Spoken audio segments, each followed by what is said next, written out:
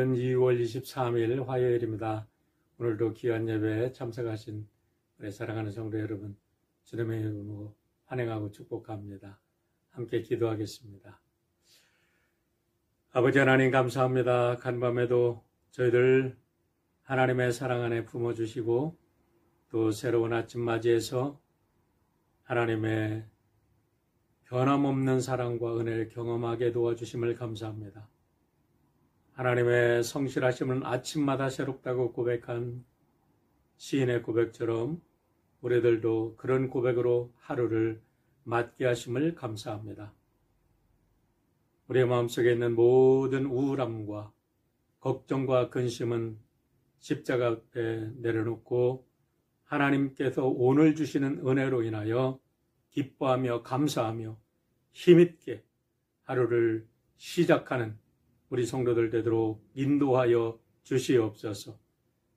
우리의 반석이 되시고 우리의 피난처가 되시고 우리의 목자가 되시는 예수님의 이름으로 감사하며 기도하옵나이다. 아멘. 네, 오늘은 조지아주 사바나에 있는 박진원 목사님께서 우리들에게 말씀을 전하십니다.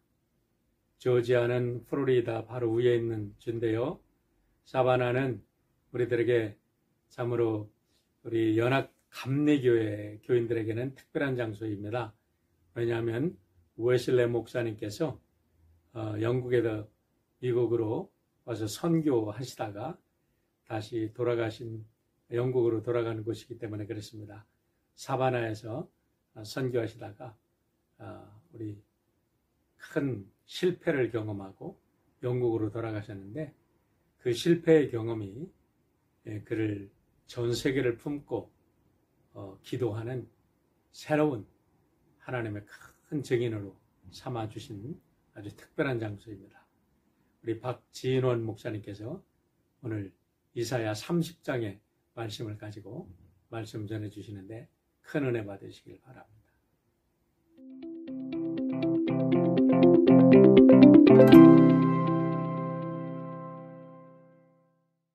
2021년 전국 한인연합감리교회 특세 2월 23일 말씀을 전할 사바나 한인연합감리교회 박진원 목사입니다. 오늘 말씀은 이사야 30장 15절에서 24절까지 말씀입니다. 제가 봉독해 드리겠습니다. 주 여호와 이스라엘의 거룩하신 이가 이같이 말씀하시되 너희가 돌이켜 조용히 있어야 구원을 얻을 것이요 잠잠하고 신뢰하여야 힘을 얻을 것이거늘 너희가 원하지 아니하고 이르기를 아니라 우리가 말 타고 도망하리라 하였으므로 너희가 도망할 것이요 또 이르기를 우리가 빠른 짐승을 타리라 하였으므로 너희를 쫓는 자들이 빠르리니 한 사람이 꾸짖은즉 1000사람이 도망하겠고 5이 꾸짖은즉 너희가 다 도망하고 너희 남은 자는 겨우 산 꼭대기에 깃대 같겠고 산마루 위에 기치 같으리라 하셨느니라. 그러나 여호와께서 기다리시나니 이는 너희에게 은혜를 베풀려 하심이요 일어나시리니 이는 너희를 긍휼히 여기려 하심이라. 대저 여호와는 정의의 하나님이심이라. 그를 기다리는 자마다 복이 있도다. 시온에 거주하며 예루살렘에 거주하는 백성아 너는 다시 통곡하지 아니할 것이라. 그가 내 부르짖는 소리로 말미암아 내게 은혜를 베푸시되 그가 들으실 때에 내게 응답하시리라. 주께서 너희에게 환난의 떡과 고생의 물을 주시나 내 스승은 다시 숨기지 아니하시리니 내 눈이 내 스승을 볼 것이며 너희가 오른쪽으로 치우치든지 왼쪽으로 치우치든지 내 뒤에서 말소리가 내 귀에 들려 이르기를 이것이 바른 길이니 너희는 이리로 가라 할 것이며 또 너희가 너희 조각한 우상에 입힌 은과 부어 만든 우상에 올린 금을 더럽게 하여 불결한 물건을 던짐같이 던지며 이르기를 나가라 하리라. 내가 땅에 뿌린 종자에 주께서 비를 주사 땅이 먹을 것을 내며 곡식이 풍성하고 기름지게 하실 것이며 그날에 내 가축이 광활한 목장에서 먹을 것이요 밭 가는 소와 어린 나귀도 키와 새스랑으로 까부르고 맛있게 한 먹이를 먹을 것이며. 오늘은 이사야 30장 31장에 나오는 본문을 가지고 애굽을 의지하지 말라라는 제목으로 말씀을 나누려고 합니다. 먼저 이사야 30장 15절의 말씀을 보면 하나님을 주 여호와 이스라엘의 거룩하신 이가라고 굉장히 하나님을 길게 표현하고 있습니다. 하나님이 무슨 말씀을 이제 하시게 되는데 굉장히 중요한 말씀을 하시게 될 것 같습니다. 주 여호와 이스라엘의 거룩하신 하나님께서 하신 매우 중요한 말씀은 너희가 돌이켜 조용히 있어야 구원을 얻을 것이다. 잠잠하고 신뢰하여야 힘을 얻을 것이다 입니다. 조용히 있으라. 잠잠히 있으라. 그리고 신뢰하라. 그래야 구원을 얻고 힘을 얻을 수 있습니다.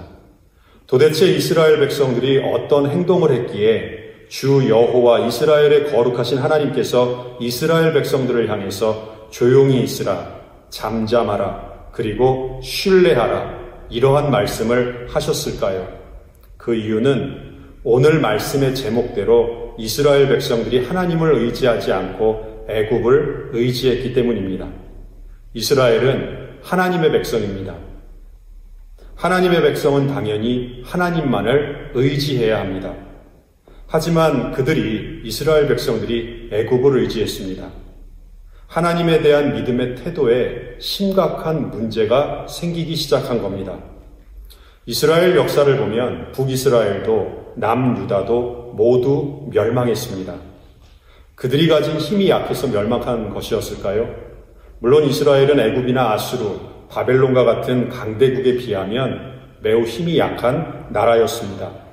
하지만 이스라엘이 멸망한 이유는 그들이 힘이 없어서가 아니었습니다. 하나님에 대한 믿음의 태도 때문에 멸망한 것이었습니다. 오늘 본문은 그 사실을 정확하게 깨닫게 해줍니다. 15절에서 하나님이 말씀하십니다. 너희가 돌이켜 조용히 있어야 구원을 얻을 것이요 잠잠하고 신뢰하여야 힘을 얻을 것이거늘 너희가 원하지 아니하고. 하나님은 이사야 선지자를 통해서 이스라엘 백성들의 잘못된 신앙 자세, 잘못된 신앙의 태도를 지적하십니다. 하나님은 정말 정확하신 분입니다. 정확하고 분명하게 이스라엘 백성들의 잘못을 지적하십니다. 이사야 30장에서 하나님이 이스라엘 백성들을 부르실 때 사용하신 충격적인 명칭이 있습니다. 1절과 9절에 나오는 패역한 자식, 패역한 백성입니다. 하나님이 이스라엘을 향해서 패역한 자식, 패역한 백성이라고 부르십니다. 패역이라고 하는 단어의 사전적 정의는 일부러 도리에 어긋나게 행하는 이치에 거스르는 행위입니다. 일부러 등을 돌리고 일부러 거역하고 배반하는 행위를 말합니다. 모르고 하는 행동이 아니라 알면서 하는 그런 행위입니다. 이스라엘 백성들은 애굽을 의지하면 안 된다는 것을 알고 있었습니다. 오직 하나님만 의지해야 한다는 사실을 잘 알고 있었습니다. 하지만 애굽을 의지했습니다. 그것이 잘못된 일인 줄 알면서, 그것이 하나님이 싫어하시는 일인 줄 알면서 애굽을 의지했습니다. 이스라엘 백성들이 애굽을 의지한 이유를 이사야 30장 2절에서 이렇게 설명합니다. 그들이 바로의 세력 안에서 스스로 강하려 하며 애굽의 그늘에 피하려 하여. 애굽의 바로를 의지하면 자신들도 강하게 될 줄 알았습니다. 스스로 강하게 하여 애굽의 그늘이 뜨거운 햇살을 피하게 해줄 줄 알았습니다. 애굽의 그늘에 피하려 하여. 그런데 애굽은 사실 썩은 동아줄이었습니다. 마치 종이 호랑이처럼 힘을 잃어버린 나라가 애굽이었습니다. 실제로 아수르가 유다를 공격했을 때 애굽은 하나도 도움이 되지 못했습니다. 이사야 30장 7절에서 정확하게 애굽의 상태를 이렇게 말합니다. 애굽의 도움은 헛되고 무익하니라. 그러므로 내가 애굽을 가만히 앉은 라합이라 일컬었느니라. 라합은 리워야단이나 악어와 같이 힘이 센 거대한 동물을 의미합니다. 바로 라합은 강대해 보이는 애굽을 의미합니다. 그런데 성경을 보면 가만히 앉은 라합이라고 기록하고 있습니다. 거대한 리워야단 라합이 가만히 앉아 있습니다. 제가 살고 있는 사바나시는 조지아주 남부 바닷가에 있는 도시입니다. 이곳에는 크랩쉑이라고 하는 아주 유명한 식당이 있는데 그 식당에는 악어를 볼 수 있는 그런 장소가 있습니다. 그곳에 가면 큰 악어도 있고 작은 악어도 있는데 악어들이 눈 감고 가만히 있습니다. 악어는 무서운 짐승이지만 우리 안에서 잠자고 있는 악어는 하나도 공포스럽지 않습니다. 마치 동물원 우리 안에서 가만히 무기력하게 앉아있는 악어가 바로 애굽의 현실이었습니다.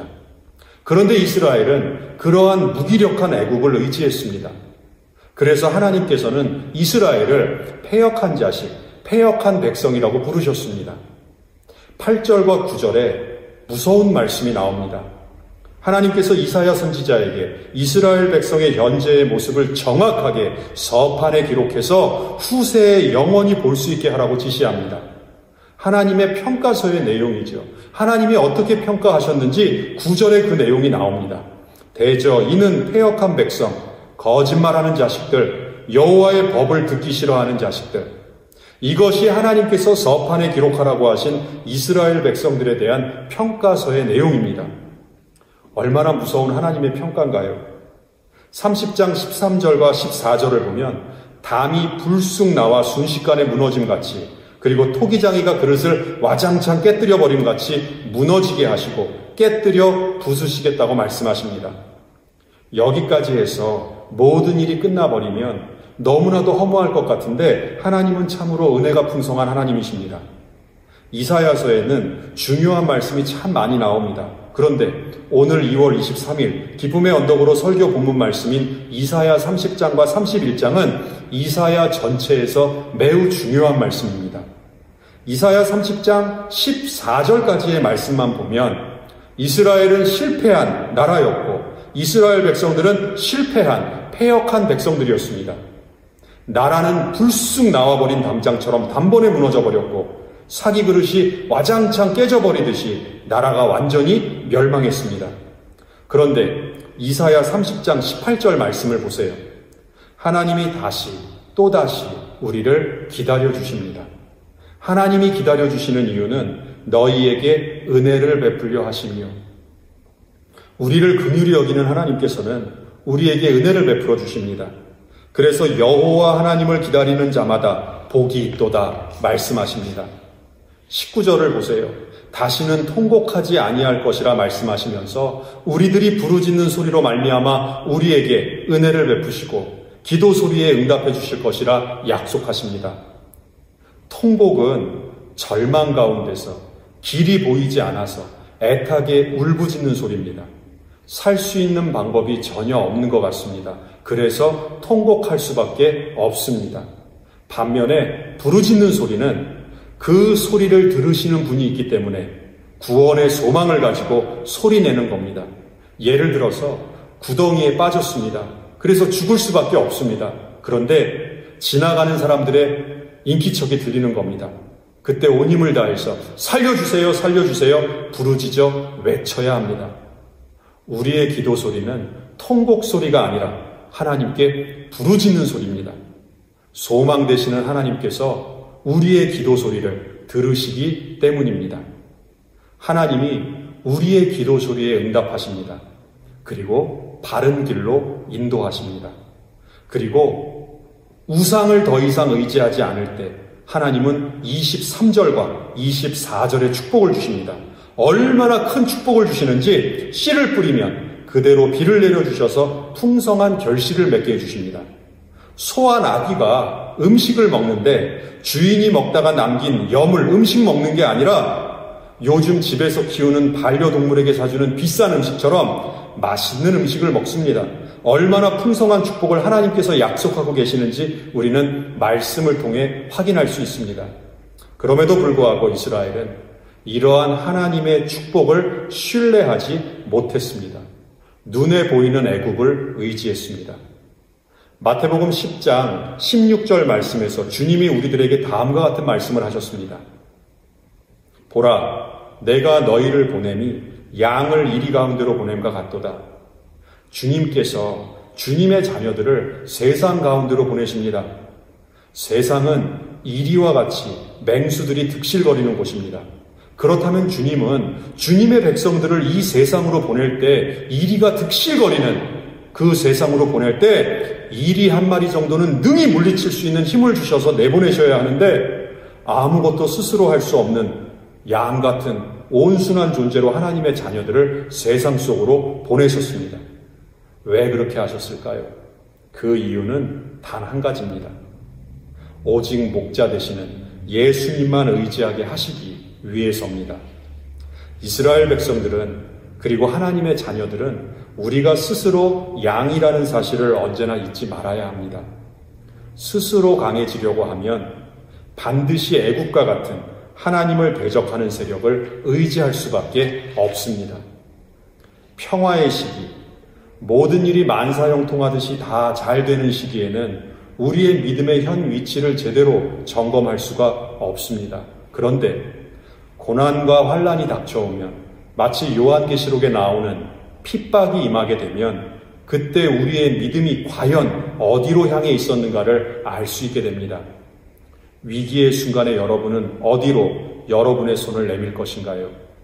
핍박받을 때, 환란이 닥쳐올 때 여러분은 누구의 손을 붙잡으실 건가요?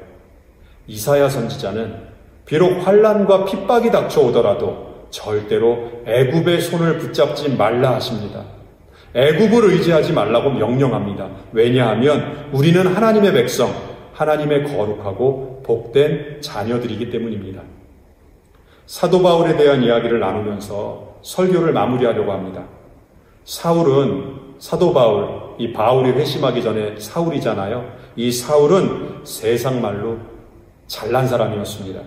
그런데 다메섹 도상에서 예수님을 만납니다. 주님을 만난 사울이 앞을 못 보게 되는데 그때 사람의 손에 이끌려 다메섹으로 들어가게 됩니다. 세상에 속한 사람은 항상 사람의 손에 끌려다니는 인생을 살아갈 수밖에 없습니다. 그런데 주님을 만나서 성령 충만하게 된 사울은 눈에서 비늘 같은 것이 벗어져 영적인 것을 바라볼 수 있는 영적 해안을 갖게 됩니다. 이제는 사람의 손에 이리저리 끌려다니는 인생이 아니라 성령님의 인도하심에 순종하며 살아가는 거룩한 인생 살아가게 됩니다. 사순절의 계절입니다. 사순절은 우리의 신앙을 점검하며 훈련하는 소중한 기간입니다. 이 거룩하고 복된 기간 동안 잠잠하고 신뢰하라는 하나님의 말씀에 깊이 귀 기울이기를 소망하며 기도합니다. 하나님의 말씀이 우리를 좌로나 우로나 치우치지 않게 만들어 주십니다. 바른 길로, 생명의 길로 우리를 인도하십니다. 기다리는 것이 참 어렵습니다. 하지만 18절의 말씀처럼 우리 위에서 기다려주시는 아버지 하나님이 계십니다. 하나님이 은혜를 베풀어 주시기 위해서 우리를 기다려주십니다. 우리를 항상 긍휼히 여기시사 기다려주시는 하나님을 신뢰하며 잠잠히 주님의 구원을 기다리는 모든 성도님들 되시기를 원합니다. 오늘도 주님 주시는 이 말씀 붙들고 주 안에서 승리하시기를 간절히 축원합니다.